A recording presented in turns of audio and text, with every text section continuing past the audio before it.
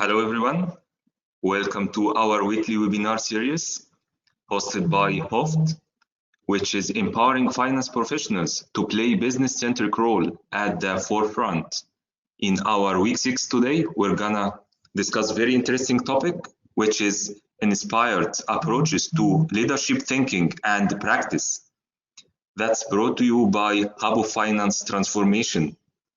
We have a special guest today, which is Aliyyah Abdullah, and let me give you a quick brief about Aliyyah. Aliyyah was specialized in social science before switching to the field of finance, and this presentation draws on her research and professional experience over the past 13 years. She currently serves as a Canadian CPA Advisory Council member and has had multiple roles throughout her career, including acting CFO and finance manager. Right now, she is the finance manager of Universal Foods. She also believes in lifelong learning and writes in her spare time. Thanks, Aliyyah, for joining us today. Before handing over to Aliyyah, I'm gonna share with you our vision, mission, and core values for HOFT. Our vision for HOFT is to transform accountants and finance professionals into strategic finance leaders. And our mission is to build a global network and community of highly polished, tech-savvy, and strategic-minded accounting and finance professionals with a unique ability to add tremendous amount of value to their employers, businesses, families, and communities. Our core value, as you can see on the screen.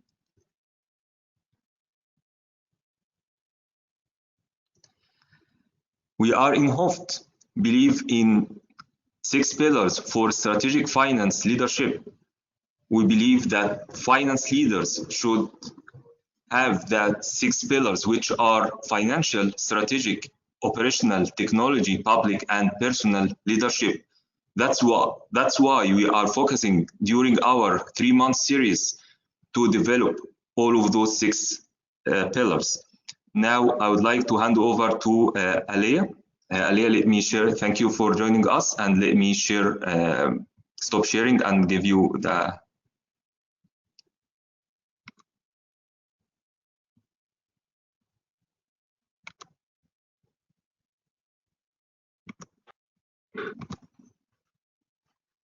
You can start your presentation, Aliyyah, right now.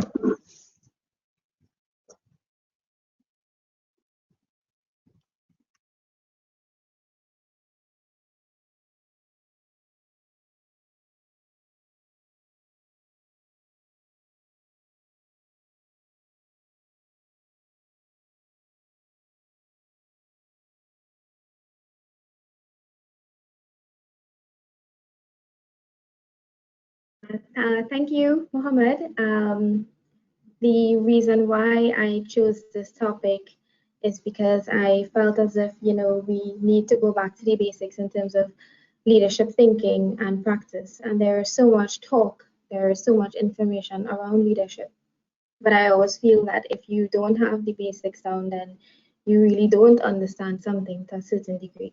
So this presentation is really just on me explaining what the basics is in order for us to really navigate the new normal or the next normal, however it's supposed to be.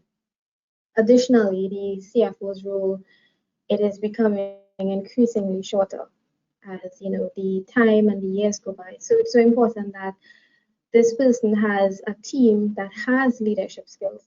And in my experience and in my opinion, the earlier you show those leadership skills, the faster you do move up the chain of command. So let's begin. I can start off with asking you a question: what is leadership? And in my experience, leadership is a mix of hard power using coercion, such as coercion, and soft power, such as inspiration. But I never really liked those 2 descriptions. So I would say smart power, and effective leaders use smart power. Between those 2 spectrums depending on the circumstance, depending on the environment, depending on the task and the people. So it's so important that you have to know which one to utilize under the leadership toolkit. What kind of leadership do you want to see today? So P. Cyrus said over 2,000 years ago that anyone can hold the helm when the seas are calm. But today, there is no such thing as calm. This year alone has, been chaotic. It's been different from anything that we've ever seen. There are few periods without crisis and turmoil, and in the finance department, there is so much change coming.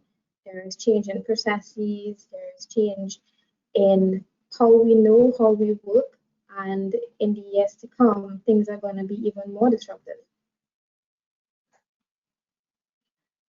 So I decided to have a leadership timeline to really show you how things have changed. And when you look at, in the early 1900s, there was something called scientific management, and it was made popular by Henry Ford and Frederick Taylor.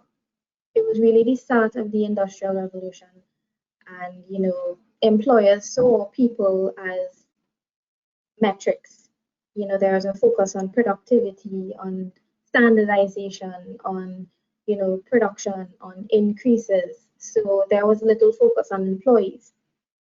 Then within the 1960s, they started to have a lot of talk around human relations. Employees have needs. We need to fulfill those needs. There is talk on culture, and those things were made popular by Mayo and Maslow and a whole lot of theirs. Now in the 2000s, there is something called business leadership, which is really organizations achieving their goals and objectives and inspiring employees and persons who aren't employees along the way. Because really and truly, deep down inside, we want to see where we fit into the bigger picture. We want to see our impact. We want to be inspired. So it's interesting enough, though, that Albert Einstein said decades ago that not everything that counts can be counted, and not everything that can be counted counts. And the first time I actually told a finance professional that, they didn't exactly understand, because we are accustomed to dollars, percentages, we're accustomed to metrics. So my challenge really to you is, can you count how many people you inspire in the context of business leadership? And it's really a question to ask if our approach is indeed correct in using these metrics to people. Now, don't get me wrong, we need those metrics. We need to know where we, increase profitability, where we're seeing our impact business-wise. But then at the same time, we have to look at our approach to see if it's working with people. People is not as cut and dry as working with a business. So I'm presenting to you three statements. These three statements really relates to giving positive employee feedback. And the first one, I just want you to consider it. The first statement is, your performance is great. I have evidence of you displaying absenteeism at 1%, and you close out contracts of 90% for the year thus far. You deserve a promotion. Well done. So studies have said that statements like that actually impacts one area of the brain. But I could go a step further and say, I'd like to share my appreciation for all your hard work. You are an excellent member of the team. Glad you are here. Studies actually said that that hits a different part of the brain. But I could go a step further too. And if I say, the work you are doing is making a real difference to those who do not know and to our clients. This is why we are here. This is why I'm in finance, to work with people like you. And that statement alone actually hits an area of the brain that is deeper than the two previous statements.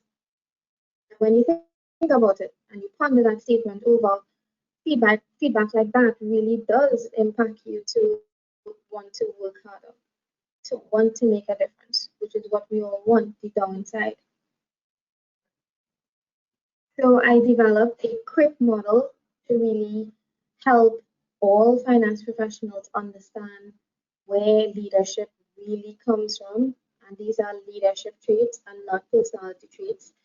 Personality traits are still being debated in terms of how impactful it is on a leader.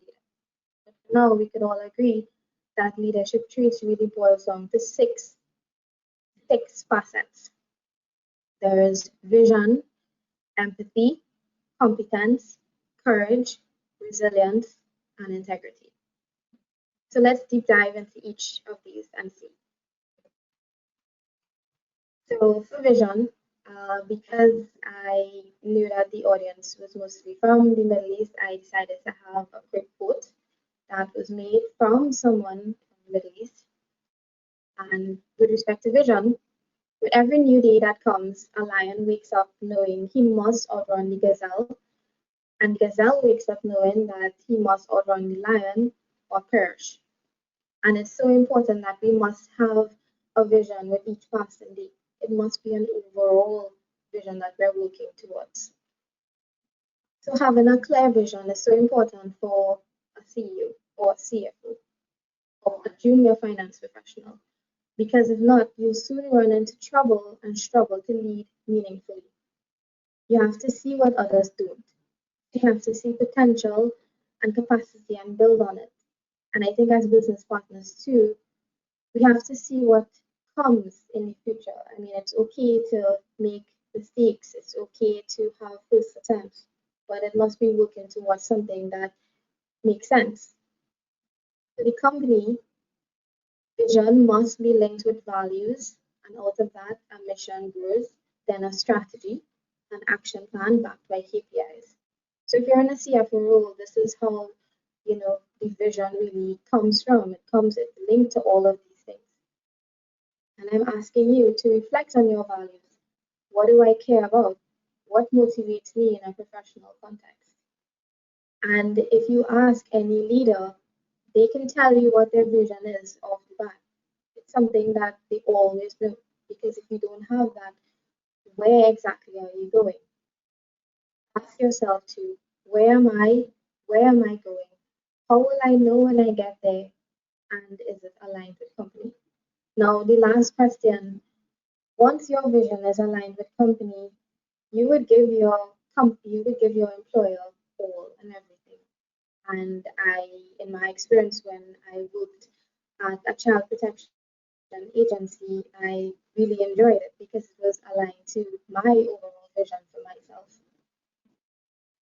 So ask yourself if it is aligned and you're going to see the impact you have as an employee. Empathy. So empathy has been really popular over the last few years, and if there's one word that I can sum it down to, it would be warmth. And I think leaders won't get very far without expressing affection, appreciation, and compassion. And it is linked to self-awareness because you must know where your actions is and how it impacts others. Warmth is also recognized faster than knowledge. And this is what people remember the most. And I think for me, when I started off my career, social sciences was something completely different from finance. And my superior, she was really good in a technical aspect, but she was not very good in a social aspect. And she got a lot of things right, she progressed and whatnot. But I remember not what the things she did, but I remember how I felt around her. And I think with empathy, if you want to have a good gauge in terms of who you are with respect to the streets, you have to know how people feel around you. That's the true test. With empathy also, it really does help you be a change agent. And with finance set to have all these transformations, you need to have that. And it really does allow you to break down tasks into milestones, because you need that if you have to delegate. You have to know if your employees could run with certain things. You have to know if they are able to. And in occupational psychology, in recent years, the UK Top 100 HR and leadership thinker, M. Jenkins, he works to promote compassionate leadership in global businesses because it is often neglected. He demonstrates that it's the wise thing to do and the smart thing to do. It would also lead you to be an employee champion. My advice, take the drama out of the process, remain professional, and allow for first attempts. Role play, be open, correct in private, and get to know your teams really well. Competence is a big area and for finance professionals, and I've really broken it down into 5 aspects: background, get it done, business acumen, communication, and critical thinking. So for background, it's a simple question. Am I qualified enough for this role? If you're a junior, starting off the function, it's something you should ask. But I must warn you, I must warn all finance professionals, you are not expected to know everything, but you need to know how to get the best out of people. You need to know how everything falls into one particular area. If you are highly ambitious, then the true test is that you must be able to compete with other world-class talents. This is how you would know if you're competent. Get it done. Do I deliver without excuses? Am I dependable? Ask yourself that. And I would say delegate, have successors, provide oversight, debate stances, and you must have the helicopter effect. If you're in a leadership position, you must know when you need to check in on a project. Be wise in judgment and consult regularly. How are you with teams? Competent leaders as well, they know that time is a luxury. So automation, digitization is what business partners talk about often. So it's so important that you have, if you can get something automated or digitized, then you are well on your way to being a successful business partner. Business acumen. What do I know about the business as a starting point for adding value? So pattern analysis can be used on an external point of view, and then business strategy inside. You have to know your firm, you have to know what their strategy is, and I would recommend that you gain credibility by getting your hands busy. What that really means is that getting to know your company, and you have to get to know teams in other departments. Communication. Is my information and word credible and articulate? Are my information sources credible so that I can communicate confidently? Am I articulate?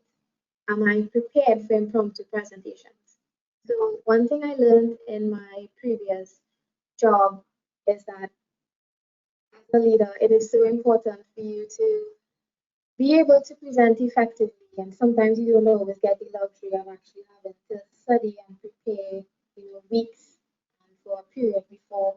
You have to know that you have to understand that you have to articulate certain things really well for an audience to understand. And as finance professionals, we have to speak the language of the business. We can't use finance jargon to get our points across. We have to know what we're talking about, and we have to do it in an effective way. And communication is also involves listening. It also involves body language. It also involves how we react to certain things. Communication is so much more than just talking. Finally, critical thinking. How can I add new insight? Do I think outside of the box for the benefit of the company? Am I innovative? Do I see the writing on the wall? Now, the writing on the wall is really something that it isn't always obvious. It's something that we really need to study and focus and really think about. And I have a couple of examples of critical thinking. This disease has literally decimated the airline industry. But out of this disease, there are 2 things that actually came about that I know of. A lot of people don't know what happened behind the scenes with the airline industry, but an example that I know of is that, RP, which is robotic process automation, really assisted one airline that I know of in allowing them to return refunds to customers. Because at the time, customers were, we need refunds, and for some airlines, it was significant because they could no longer travel. So RPA really, really helped in that regard. Another aspect that we saw just in terms of innovation was that, you know, passengers could not fly, so some airlines actually used cargoes to transport on passenger flights, and it was pretty innovative because they felt, fuel prices are low, why not take the advantage right now and fly and save costs or whatever. So they did that. The tourism industry, which is what I know of in my place in the world, um, tourism is about an experience. So now we're actually selling experiences. You can actually log on to a particular website and view a country or view a certain part of the country. So a lot of innovation actually happened from this disease. Courage. So Aristotle said that the key to unlocking all of the other virtues is courage. We need courage. Why we need courage? Because we need to try courage, we need to trust courage, and we need to tell courage. And with courage, we have to be innovative and we have to take action. We have to make first attempts, we have to pursue pioneering efforts, and we have to step up to the plate, rising above challenges. For me, I've lost track of how many times I've started a firm and the CFO has left. But of course, if I had allowed, my inhibitions to take over, I would not have actually tried courage. In terms of trust and courage, you need to trust others that they can also step up to the plate. You have to resist the urge to control people and situations. And I think as finance professionals too, we like sometimes to be in control because we're in control of the numbers. We are the go-to persons in some organizations. But at the same time, you have to know when to let things go and fail, make a mistake. You also need to ensure other people are comfortable, and we have to be open to correction. Once you have accountability, people learn faster. Your team learns faster. And tell courage, which is the power of voice, providing upward feedback. CFOs, the further up you go, it's so important to, put on a brave face and, admit when something happened or recover from something. So you have to be brave and to share information, challenge strategy. You have to know where the insights are as finance professionals and pursue them. And there's one series I know called, CFO, CEO Secrets. You hear them often, they say that the world is a scary place. But at the same time, making, as they put it, scary decisions is commonplace. It's critical. Every day you make a scary decision, and that scary decision is really something that impacts everybody else. It impacts livelihoods, it impacts people, it impacts the welfare of staff. It's so important that when you make a decision, it has an impact on so much other people. Leaders have to find the confidence to do all three because it is so difficult. But some leaders they fall short. So I'm just encouraging you to follow through on all three. Resilience. So this is something that this disease has also taught us. We have learned. Some of us have learned to be resilient, and it has been, a high and low point for all of us. But Murphy actually had a law some years ago, and that law was whatever can go wrong will go wrong.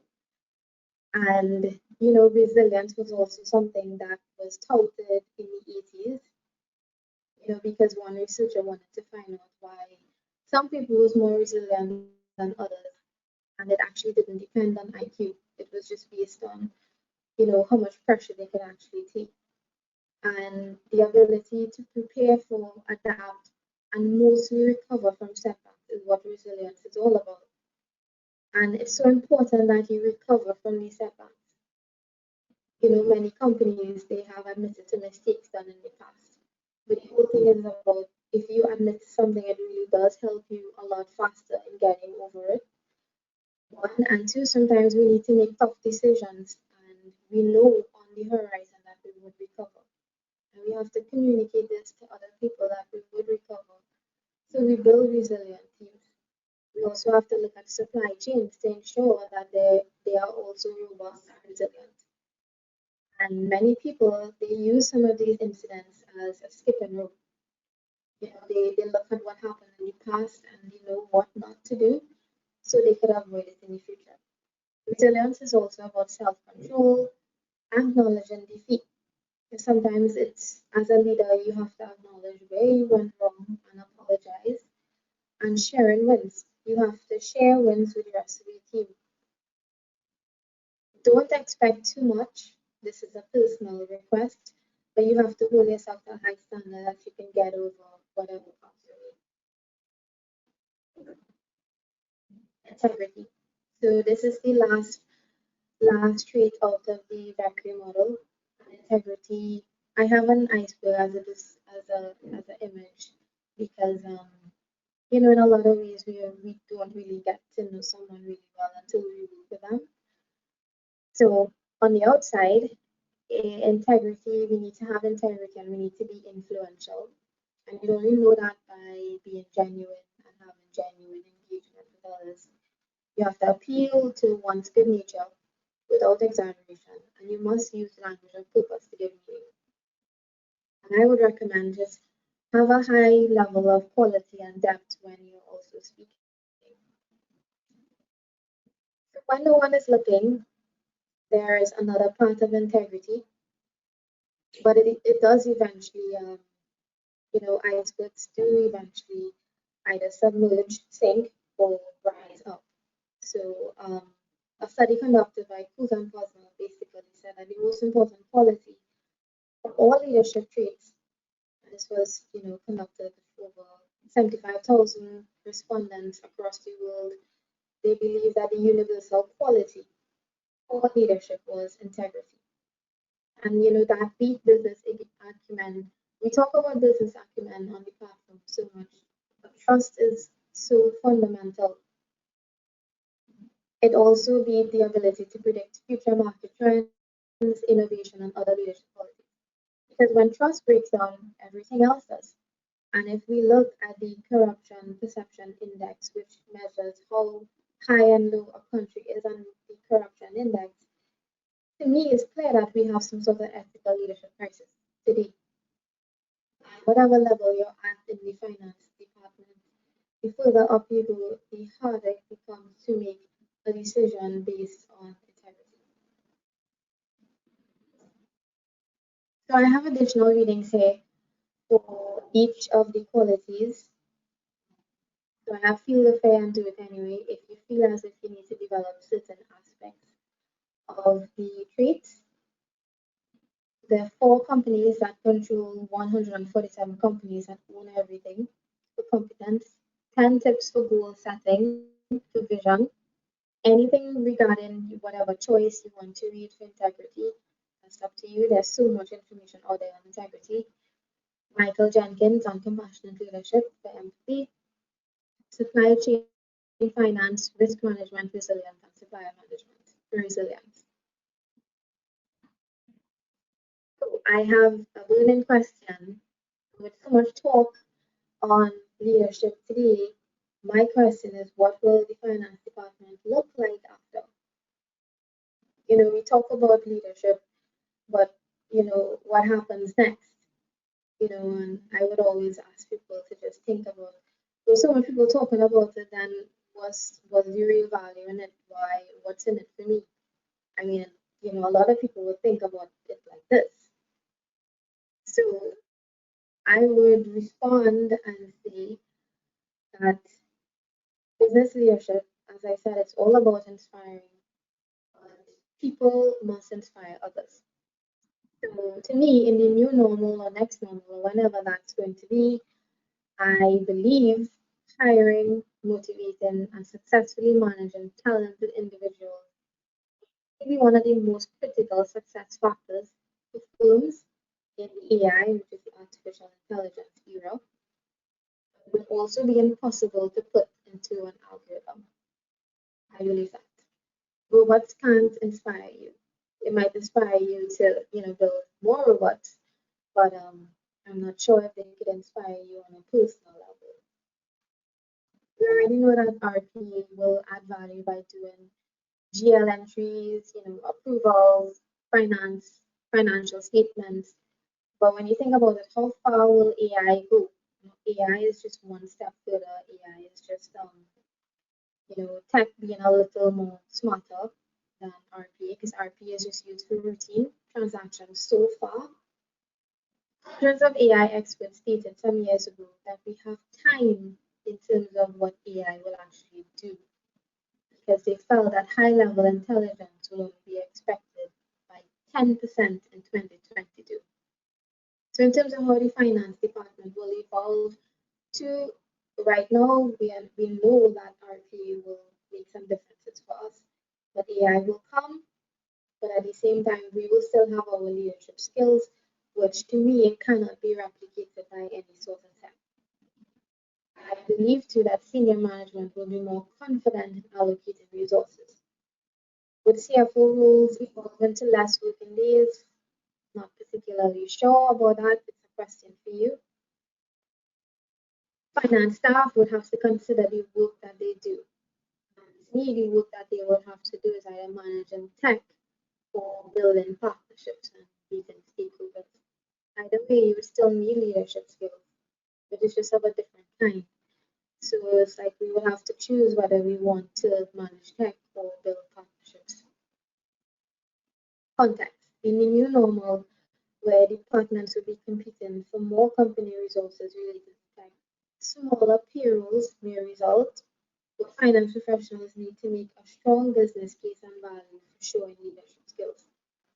So that's why it's so important. Leadership skills, it's really something that you need in the future.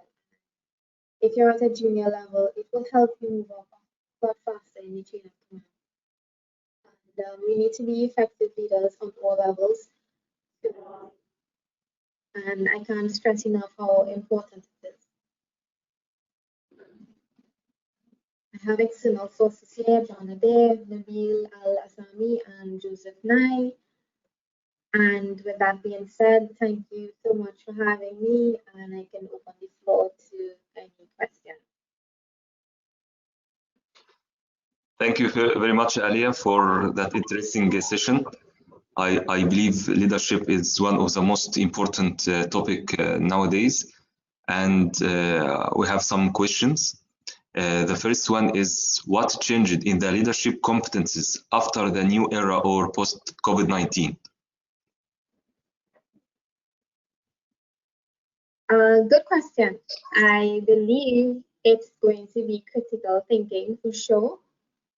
It's going to be related to competence, how we can actually use automation and digitization to make a process a whole lot better. I believe it's going to be empathy, humor, all of those personable skills, because we need those things. And as I said, it's not something that could be duplicated by RP and AI, in my experience. Thank you, Aliyyah. And the second question.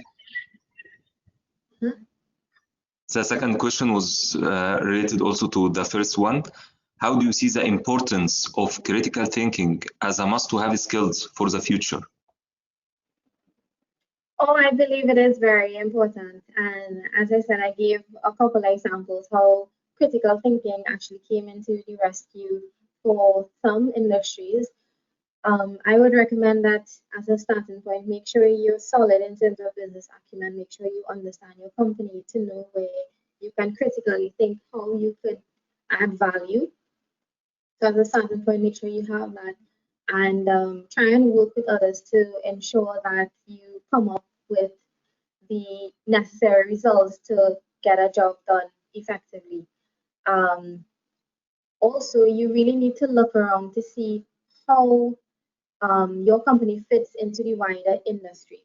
It is not just looking at what the competitor actually does, but you have to look at what you're doing and how you could improve it. Thanks, Aliyyah. I'm gonna open the unmute our guest attendees. If anyone has any questions, feel free to ask.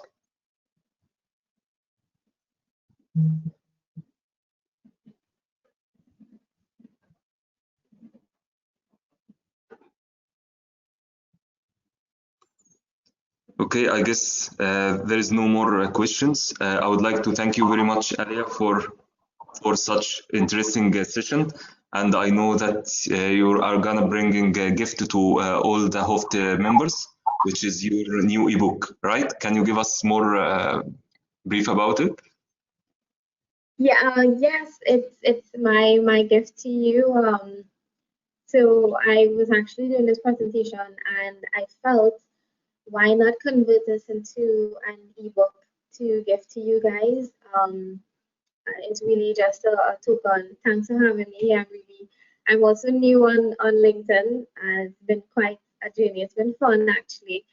So I will definitely convert a few of these slides into something that is an ebook. I really want to launch on Monday.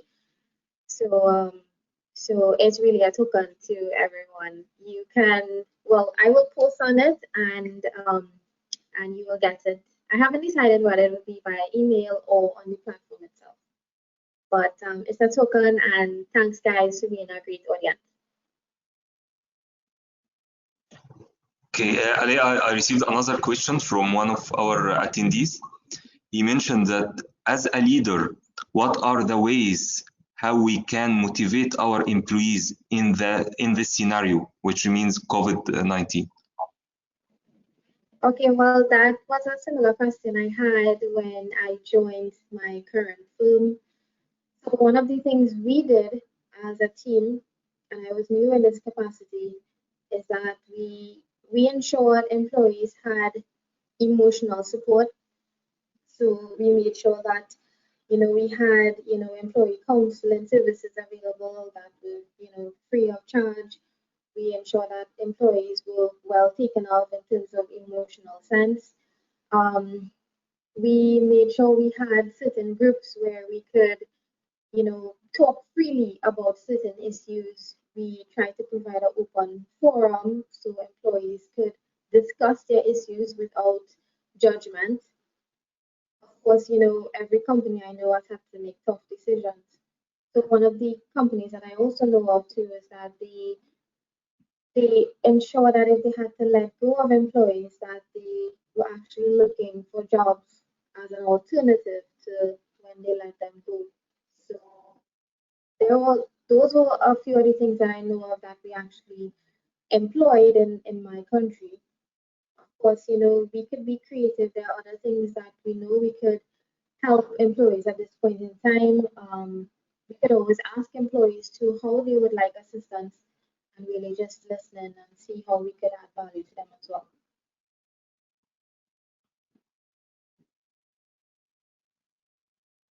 Thank you, Aliyyah. Is there any other questions? I see people are now thanking you very much for that interesting session. And I would like to inform all of our HOFT members that we are going to publish your session on our YouTube channel. And also we're going to post it in our LinkedIn group. Thank you very much, Aliyyah, and thanks for everyone attended the session today. And stay tuned for our next Saturday session. Thank you very much and have a great evening. Thank you. Thanks, everyone. Okay, bye-bye. Thank you.